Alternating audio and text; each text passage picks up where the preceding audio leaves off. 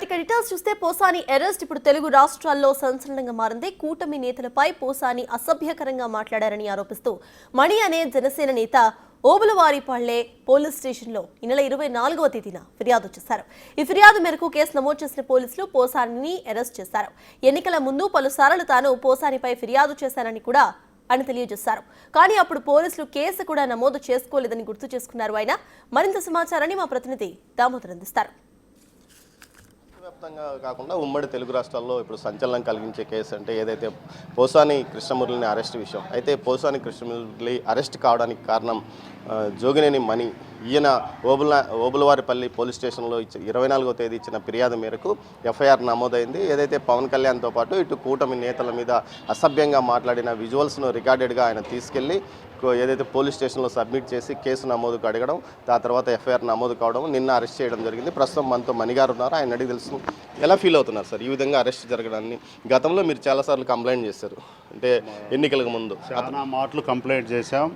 మా నాయకుడు మనోభావాలు దెబ్బతినేటట్టు మా నాయకుడిని కించపరుస్తూ తల్లిని, భార్యను, బిడ్డలను ఆయన్ని మాట్లాడితే మమ్మల్ని మాట్లాడే అంత విధంగా ఫీల్ అయ్యేవాళ్ళం. మా దేవుడుగా భావించే పవన్ కళ్యాణ్ గారిని, రాష్ట్రాన్ని పరిపాలించే చంద్రబాబు నాయుడు గారిని, వాళ్ళ అబ్బాయిని లోకేష్ గారిని అతను మాట్లాడిన అసభ్యకరమైన మాటలకు మేము జీర్ణించుకోలేక ఈ రాష్ట్రంలో ఇలాంటి వాడు ఈ సోషల్ మీడియాలో ఇలాగా ఉపయోగించి మాట్లాడే వ్యక్తి పైన కంప్లైంట్ మేము కడప జిల్లాలో ఉండి అతనికన్నా ఎక్కువ మాట్లాడగలం.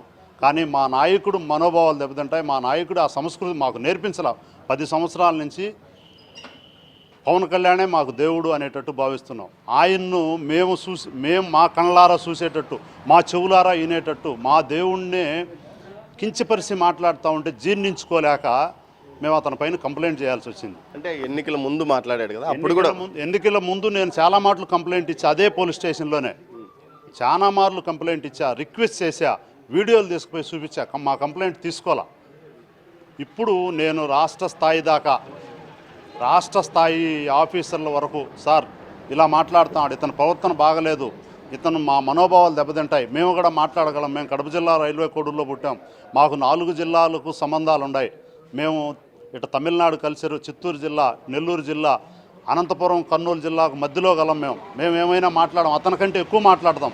కానీ మా నాయకుడు మాకు ఆ సంస్కృతిని వద్దు అని ఒక మంచి సాంప్రదాయాన్ని, మంచి భక్తిని, సనాతన ధర్మాన్ని తీసుకొచ్చినటువంటి పవన్ కళ్యాణ్ పార్టీలో ఉండి మేము మాట్లాడకూడదనే ఉద్దేశంతో మేము అతన్ని మాట్లాడాల. అతను చేసిన తప్పు, అతను మాట్లాడే మాట తీరు బాగలేదు కాబట్టి అతన్ని మేము కంప్లైంట్ ఇచ్చాం. ఆఫీసర్లు కుటుంబ సభ్యులను ప్రస్తావన మాట్లాడడాన్ని ఇంతకుముందు ఏ నాయకుడు చేయలే, కానీ గతంలో అతను చేసిన దాన్ని వైసీపీ నాయకులు ఎంకరేజ్ కూడా చేసినారు. అది ఆ పార్టీ వాళ్ళు చేసి ఉండొచ్చు. అయితే ఏ ఒక్కరిని వదిలిపెట్టాం. జనసేన పార్టీ కార్యకర్త రాష్ట్ర లెవెల్లో మా కార్యకర్తలందరూ మా లీడర్ని ఎవరు మాట్లాడినా రాష్ట్రం అంతా మేము ఉపేక్షించేదే లేదు. ఎవరు మాట్లాడినా పోసాని మురళీకృష్ణ ఇదే అందరికీ పడుతుంది. అయితే సోషల్ మీడియాలో మాట్లాడేవాళ్ళు ఇతన్ని చూసి ఈ విధంగా కంప్లైంట్ ఉంటుంది, ఈ విధంగా ఇట్లుంటుంది అని ఆలోచించి సోషల్ మీడియాలో పెట్టే విధంగా రాష్ట్రాన్ని ఒక గౌరవప్రదంగా నడిపించే చంద్రబాబు నాయుడు, లోకేష్ను వీళ్ళందరినీ మాట్లాడటం మేము జీర్ణించుకోలేని విషయంగా ఉన్న రాష్ట్ర ప్రజలంతా, నేనై బయటకు వచ్చానేమో కానీ రాష్ట్ర ప్రజలంతా మనసుల్లో ఉడికిపోతుంది వీళ్ళు మాట్లాడే మాటలు. ఆ మనోభావాలు దెబ్బతినేటట్టు రాష్ట్ర ప్రజల యొక్క మనసు నొప్పిపడే విధంగా మాట్లాడుతున్నారు వీళ్ళు. నేను సారీ చెప్పాను, కక్ష సాధింపుతోనే అరెస్ట్ చేశారంట. సారీలు ఎవరికి కావాలి సార్? అన్నీ మాట్లాడేసి నేను సారీ చెప్పాను, నేను సారీ చెప్పలే. అతను సారీ చెప్పినట్టు మాట్లాడేదంతా మాట్లాడేస్తున్నాడు. పుల్లకు చీర కడితే దాన్ని మెడితే పోతాం. మా బిడ్డలను మనకు బిడ్డలు ఉండారు, ఆడబిడ్డలు ఉండారు, బిడ్డలను మాట్లాడతాడు అతను. బిడ్డలను మాట్లాడతాడు, భార్యను మాట్లాడతాడు, భార్యలను మాట్లాడతాడు, తల్లిని మాట్లాడినాడు. లాస్ట్ టైమే ఎప్పుడో 10 years బ్యాకే నేను చిరంజీవి గారు తల్లిని ఇది అది అని మాట్లాడితే ఆ రోజు కంప్లైంట్ ఇచ్చాను. నేను ఆ రోజు తీసుకోవాలా. మేము ఒక ఇన్ని రోజులు వెయిట్ చేసి ఇప్పుడన్నా మా గవర్నమెంట్ న్యాయం జరుగుతుంది, ఇతని సంస్కారం సరిలేదు, కంప్లైంట్ తీసుకోండి సార్ అని ఇచ్చామని. క్షమాపణ చెప్పాను, నా ఆరోగ్యం బాగాలేదు, బలవంతంగా తీసుకొస్తాను. ఆరోగ్యం బాగలేదు అనే మాకు తెలుసు, అతను ఏజ్డ్ పర్సన్ తెలుసు. అతని నోట్లో వచ్చే మాటలు ఆ విధంగా లేవే. అతను సంస్కారంగా మాట్లాడుతున్నాడా? అతను వయసు తగ్గట్టు మాట్లాడుతున్నాడా? అతను ఏం మాట్లాడాలనేదన్నా సూచనాడా? ఏం మాట్లాడుతున్నాను నేను ఈ వయసులో? నా వయసు ఈ మాటలు మాట్లాడే వయసా? అంత సంస్కారంగా అతను మాట్లాడుతున్నాడు. సనాతన ధర్మాన్ని దేశం వైపు తీసుకెళ్తున్నాడు. ఒక మంచి పరిపాలన తీసుకొస్తున్నాడు చంద్రబాబు నాయుడు. అతని కుమారుడు ప్రజలకు ఉపయోగపడుతున్నాడు అని ఆలోచన చేసి మాట్లాడుతున్నాడు అతను. పోసాని కృష్ణమురళి అనే నేను అంటే ఇట్లా రెక్కలేగేసుకొని ఏదో సినిమాలో అంటే అందరూ చూస్తారని, ఇప్పుడు నిజ జీవితంలో రాష్ట్రాన్ని పరిపాలించే వ్యక్తులను మాట్లాడుతాననే విజ్ఞత ఉంది అతనికి. ఆ విధంగా మాట్లాడుతున్నాడా? ఏంటి అతని సంస్కారం? అతని చదువు ఏమైంది? అతను ఒక డైరెక్టర్ అంటాడు, సినిమా యాక్టర్ నటించాడు, 10 మంది జనాల్లో తిరుగుతున్నాడు. ప్రజలను ఆ విధంగా ఒక ఉన్నత స్థాయిలో ఉండే వ్యక్తిని ఆ విధంగా మాట్లాడచ్చా అతను అనేది అతన్ని అడుగుతున్నాను నేను సూటిగా.